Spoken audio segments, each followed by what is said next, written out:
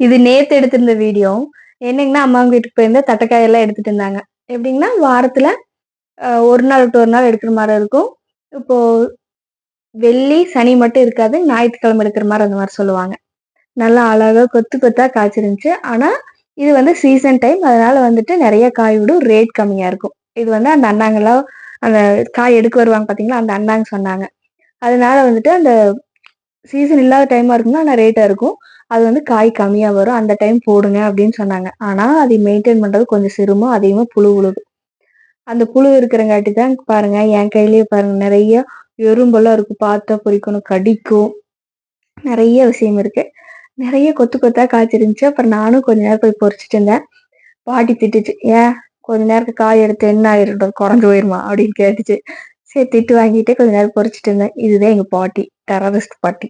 ஆனா நல்லா என்ன சொல்றது?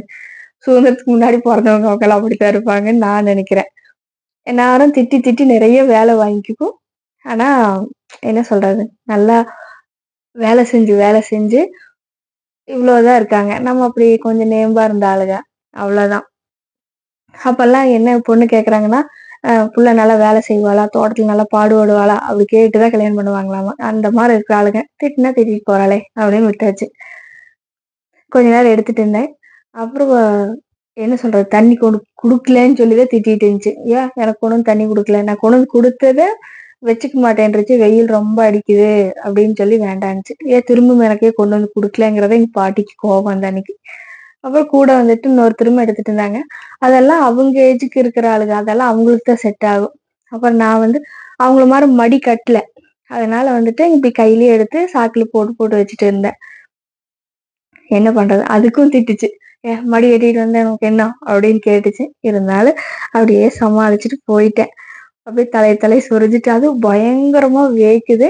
அந்த ஈவினிங்கே நேத்து மழையும் வந்துருச்சு. நல்லா இருக்குது. ஆனா என்ன சொல்றது? நல்லா புழுக்கம். நல்லா வ என்ன சொல்றது? நிலமெல்லாம் அப்படியே சூடு அதிகமாயிருச்சு. அப்புறம் அந்த தட்டைக்காய் மட்டும் ஒவ்வொண்ணு சாப்பிட்டு வந்தேன். இது பொரியல் தட்டைக்காய். இன்னொன்னு வந்து அது குழம்பு செய்யற தட்டைக்காய் தட்டைப்பயிறு இருக்கும் பார்த்தீங்களா? அது வேற, இது வேற. அத அப்படியே சாப்பிட்டே வந்துருந்தேன். அந்த சூரியன் என்னமோ என்னையவே ஃபாலோ பண்ற மாரியே இருந்துச்சு. அப்படியே மேல வந்து வந்து போயிட்டே இருந்துச்சு.